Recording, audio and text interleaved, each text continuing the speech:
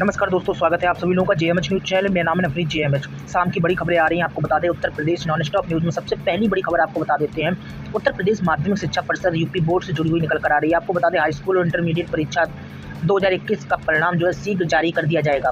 56 लाख से अधिक विद्यार्थियों को इसका इंतजार है। सीएम योगी आदित्यनाथ की हरी झंडी के बाद अब यह इंतजार समाप्त होने वाला है। आपको बता दें यूपी बोर्ड हाई स्कूल और इंटर के 56 लाख विद्यार्थियों के प्रोन्नति का फार्मूला घोषित किया जाएगा। उत्तर प्रदेश के मुख्यमंत्री योगी आदित्यनाथ ने रविवार को जो है यूपी बोर्ड हाई स्कूल और इंटरमीडिएट की परीक्षा के बाद छात्रों को प्रमोट करने और परिणाम घोषित करने के लिए फार्मूले को मंजूरी दे दी है। आपको बता दें उप मुख्यमंत्री तथा प्रदेश के माध्यमिक शिक्षा मंत्री दिनेश शर्मा ने बताया कि कुल 29 श्रेणियों के फॉर्मूले तय किए गए हैं, जिसके तहत अब रिजल्ट बनाने और सभी फॉर्मेट पर काम चल रहा है और इसी कारण से अब जो है विलंब नहीं होगा। और आपको बता दें सीएम योगी आदित्यनाथ की मंजूरी के बाद अब यह गति पकड़ लेगा। छात्र छात्राओं के लिए बड़ी अच्छी खबर निकल कर आ रही है। चलिए दूसरी बड़ी खबर आपको बता देते हैं। के कारण इस बार जो है 7वां अंतर्राष्ट्रीय योग दिवस पर डिजिटल माध्यम से कार्यक्रम आयोजित किए जाएंगे। आपको बता दें उत्तर प्रदेश में इस बार जो है योग दिवस को लेकर जो है जोरों शोरों से तैयारियां चल रही हैं। योग के साथ ही आपको बता दें घर पर रहें, योग के साथ रहें, इस थीम पर जो है संदेश दिया जाएगा। आपको बता दें 21 जून जो है विश्व योग दिवस मनाया जाता है। इस बार डिजिटल प्लेटफॉर्म पर यह योग दिवस मनाया जाएगा और योगी संग योगा को लेकर लोगों में काफ़ी उत्साह देखने को मिल रहा है। सभी दफ्तर, संस्थान और आमजन आयुष कवच ऐप से जुड़कर योग करेंगे और इस दौरान विभिन्न माध्यमों से प्रसारण भी किया जाएगा, जिसे देखकर लोग घर से भी योग कर सकेंगे। इसके साथ ही प्रतियोगिताओं के जरिए चयनित प्रतिभागी को पुरस्कृत भी किया जाएगा। चलिए अगली बड़ी खबर आपको बता देते हैं। यूपी बीएड से जुड़ी हुई बड़ी खबर निकल कर आ रही है। उत्तर प्रदेश के बीएड कॉलेजों में सत्र 2021 से 23 में पूर्ण प्रवेश के लिए जो है 18 जुलाई को प्रस्तावित एंट्रेंस टेस्ट की उल्टी गिनती शुरू हो चुकी है। आपको बता दें 29 दिन शेष रह गए हैं। 6 घंटे की 2 पालियों में टेस्ट सभी जिलों में होगा। ऐसे में छात्र छात्राओं को पेपर के लिए दूसरे जिलों में जाने की जरूरत नहीं होगी। केंद्र में जो है बिना मास्क एंट्री नहीं मिलेगी। जल्दी एडमिट कार्ड जारी होने की उम्मीदें हैं। तो आपको बता दें एंट्रेंस 2 पालियों में 3-3 घंटे का होगा। पहली पाली में सामान्य ज्ञान, हिंदी और अंग्रेजी में से कोई एक भाषा में से 50-50 सवाल पूछे जाएंगे। यह पेपर कुल 200 अंकों का होगा। दूसरी पाली में सामान्य अभिरुचि परीक्षण और विषय योग्यता के 50-50 क्वेश्चन आएंगे। यह पेपर भी 200 अंकों का होगा। विषय में कला, विज्ञान, कॉमर्स या कृषि किसी एक को चुना जाएगा। और आपको बता दें बीएड परीक्षा कुल 400 अंकों की रहेगी और नेगेटिव मार्किंग भी होगी। तो निश्चित तौर पर एक बड़ी खबर उत्तर प्रदेश से जो है बीएड कॉलेजों में जो है प्रवेश को लेकर निकल कर आ रही है सामने। अगली खबर आपको बता देते हैं। उत्तर प्रदेश में जो है कोरोना की तीसरी लहर को लेकर तैयारियां शुरू हो गई हैं। कोरोना वायरस को तीसरी लहर की आशंका को देखते हुए जो है योगी सरकार तैयारियों में जुटी हुई है। तीसरी लहर की दस्तक से पहले ही उससे निपटने के लिए सरकार ने अपनी जो है तैयारियों को चरम सीमा पर किया। यूपी और दिल्ली में तीसरी लहर की दस्तक के पहले ही कोरोना को मात देने के लिए आईआईटी कानपुर की मदद ली जा रही है। आईआईटी के विशेषज्ञ ऐसी योजना बना रहे हैं जिससे इन दोनों राज्यों में कोविड के खात्मे को लेकर जो है तुरंत एक्शन प्लान बनाया जा सकेगा। दोनों प्रदेशों के साथ जल्दी संस्थान का करार होने वाला है। आईआईटी के निदेशक प्रोफेसर अभय प्रदेश सरकार के एडिशनल चीफ सेक्रेटरी को प्रस्ताव बनाकर भेज चुके हैं।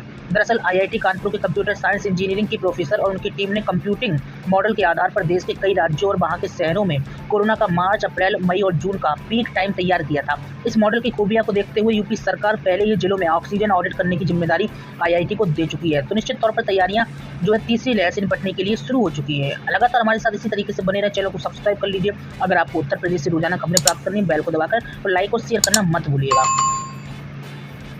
प्रदेश के गोरखपुर जोन के 11 जिलों में आपको बता दें यहाँ पर जो है एक अभियान चलाकर संदिग्धों और रोहिंग्यों की तलाश की जाएगी। यही नहीं, किराएदार के रूप में रह रहे आपराधिक छवि के लोगों को भी जो है पुलिस पकड़ेगी, उनकी कुंडली बनाई जाएगी। एडीजी जोन अखिल कुमार ने जो है आपको बता दें जोन के 11 जिलों के कप्तानों को किराएदारों के सत्यापन का निर्देश दिया है। वही मकान मालिकों से भी कहा गया है कि भाई किराएदार का जरूर सत्यापन कराए, वरना अगर कोई घटना होती है तो खुद शरणदाता के रूप में अभियुक्त बन सकते हैं। आपको बता दें गोरखपुर जोन के 11 जिलों में 3 जिले जो भारत नेपाल सीमा में लगते हैं, 2 जिले बिहार की सीमा से सटे हुए हैं। अब इन जिलों में नेपाल या बिहार के अपराधियों का आना जाना और छिपना लगा रहता है। यही नहीं, पिछले दिनों यूपी में 8 रोहिंग्याओं को जो है पुलिस ने गिरफ्तार किया। ऐसे में गोरखपुर जिले के जोन के जो है जिले उनके लिए भी मुफीद हो सकते हैं। यही वजह है कि सभी 11 जिलों में सत्यापन के बहाने रोहिंग्या की भी तलाश शुरू हो गई है। तो बड़ी खबर निकल कर आई, रोहिंग्याओं को जो है पकड़ने का काम पुलिस कर रही है।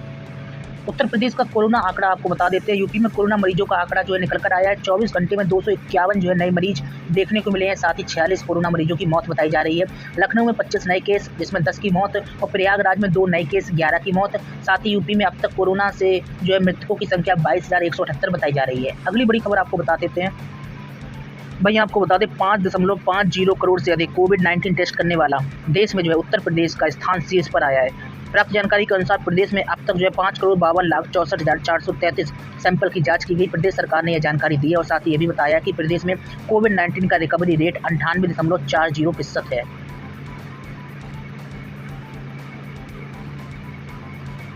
अगली खबर आपको बता देते हैं, उत्तर प्रदेश की भाजपा सरकार में कैबिनेट मंत्री स्वामी प्रसाद मौर्य का बयान आया है। उन्होंने कहा है कि चुनाव के बाद यूपी का मुख्यमंत्री कौन होगा, इसका फैसला भाजपा का केंद्रीय संसदीय बोर्ड चुनाव की बात करेगा। मौर्य ये भी बोले कि आगामी विधानसभा चुनाव सब मिलकर लड़ेंगे। उन्होंने भरोसा जताया कि 2022 में फिर भाजपा की सरकार बनेगी। आपको बता दें, पिछले दिनों प्रदेश के उप मुख्यमंत्री केशव प्रसाद मौर्य ने भी बयान दिया था कि चुनाव बाद मुख्यमंत्री का फैसला भाजपा का केंद्रीय नेतृत्व तय करेगा। वहीं आपको बता दें, विगत दिन हुए सियासी घटनाक्रम में महीनों से चल रही तरह तरह की अटकलों के बीच भाजपा के केंद्रीय नेतृत्व ने आखिरकार पूर्व नौकरशाह अरविंद शर्मा को सियासी पारी में भूमिका तय कर दी। उन्हें पार्टी का प्रदेश उपाध्यक्ष बनाया गया। इसी के साथ ही भाजपा हाईकमान के एक तरह से सरकार और संगठन में फेरबदल की सारी अटकलों पर भी विराम लगाते हुए साफ संदेश दे दिया कि 2022 का चुनावी समर मुख्यमंत्री योगी आदित्यनाथ तथा पार्टी के प्रदेश अध्यक्ष स्वतंत्र देव सिंह के ही नेतृत्व में लड़ा जाएगा। यूपी के सरकारी कर्मचारियों के लिए नया स्वदेशी मैसेजिंग प्लेटफॉर्म आ चुका है। सरकारी कर्मचारी अब स्वदेशी संदेश के जरिए मैसेज भेज सकेंगे। इस सोशल मैसेजिंग प्लेटफॉर्म संदेश को राष्ट्रीय सूचना विज्ञान केंद्र NIC ने विकसित किया है। शासन ने अपने सभी विभागों के अपर मुख्य सचिवों से कहा है कि संदेश एक ओपन सोर्स आधारित सुरक्षित ऐप है। यह एंड्रॉयड और iOS संस्करण के लिए सुरक्षित ऐप है।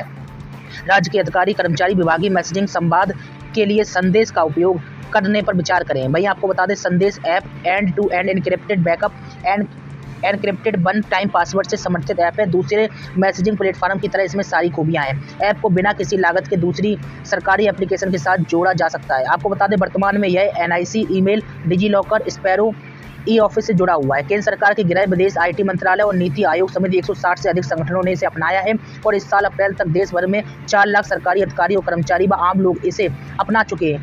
हाल ही में केंद्र सरकार के इलेक्ट्रॉनिक और सूचना प्रौद्योगिकी मंत्रालय ने भी सभी राज्यों के मुख्य सचिवों को पत्र लिखकर अपने कार्यालयों में संदेश के आदान प्रदान के लिए इस ऐप का उपयोग करने के लिए कहा है। तो बड़ी खबर निकल कर आ रही है उत्तर प्रदेश से।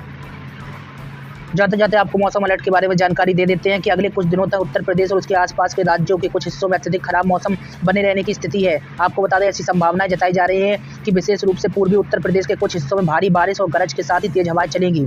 भारत मौसम विज्ञान केंद्र के अनुसार 18 जून को मानसून उत्तर प्रदेश के कुछ और हिस्सों में आगे बढ़ चुका है और इसके अलावा अगले 24 घंटों के दौरान पश्चिमी उत्तर प्रदेश के कुछ और हिस्सों में दक्षिण पश्चिम मानसून के आगे बढ़ने के लिए परिस्थितियां अनुकूल होती जा रही हैं। अगले 3 दिनों के दौरान चक्रवाती परिसंचरण के कारण पूर्वी उत्तर प्रदेश के कुछ हिस्सों में भारी से बहुत भारी बारिश होने की संभावना है। इस बीच एक पश्चिमी विक्षोभ भी पश्चिमी हिमालयी क्षेत्र की ओर बढ़ रहा है। इसके और पूर्वी मानसून के संयुक्त प्रभाव से पश्चिमी उत्तर प्रदेश के कुछ हिस्सों में अगले 3 दिनों में व्यापक रूप से तेज बारिश होने की संभावनाएं जताई जा रही हैं। साथ ही मौसम विभाग ने कुछ जनपदों के लिए रेड अलर्ट भी जारी किया है। लगातार उत्तर प्रदेश से जुड़ी हुई टॉप खबरों के लिए हमारे साथ बने रहिएगा। चैनल को सब्सक्राइब करके बेल को दबा लीजिए। लाइक और शेयर करना मत भूलिए। नमस्कार।